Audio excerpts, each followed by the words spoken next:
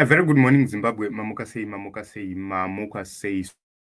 So today it's a very sad day. Honorable Job Sikhala was convicted for the incitement of violence case, and it's a very sad day that we now live in that kind of Zimbabwe where people now suffer from persecution by the regime.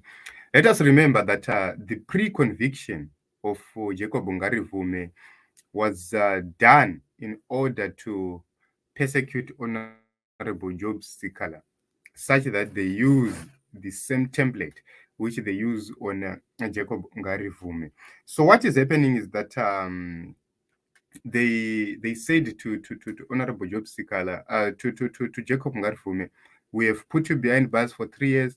Now that Honorable Job Sikhala has been convicted as well, it means that he will be given 3 or more years.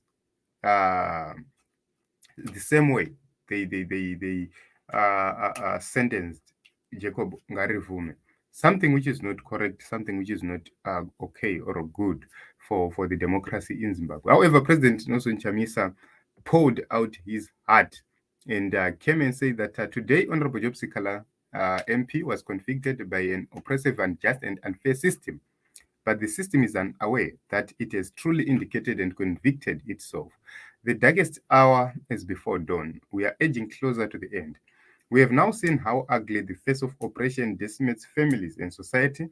Now we all see ugly face of oppression. It is a face hostile to our values and beliefs, a face that all Zimbabweans must reject, lest we lose our pride, being, and identity. Through the persecution of Sikhala, we the citizens feel the pain of oppression. The freedom of Sikhala, Ngarivhume, and all political prisoners is the freedom of Zimbabwe. In these dark times, I remind you, fellow citizens, the Change family, that to suffer does not mean to die. As long as we have hope in our hearts and strength in our resolve, we will overcome. Do not despair. In the face of oppression, injustice, and provocation, I am here to remind all that freedom is coming and all political prisoners shall be free and soon. Faka pressure, faka prayer. This is what President Nelson Chamisa said after the conviction. And it's said that these people, they've resorted to the use of lawfare. Instead of campaigning based on what they've done for the people, they are now campaigning, intimidating people based on how best they can arrest, based on how best they can convict individuals.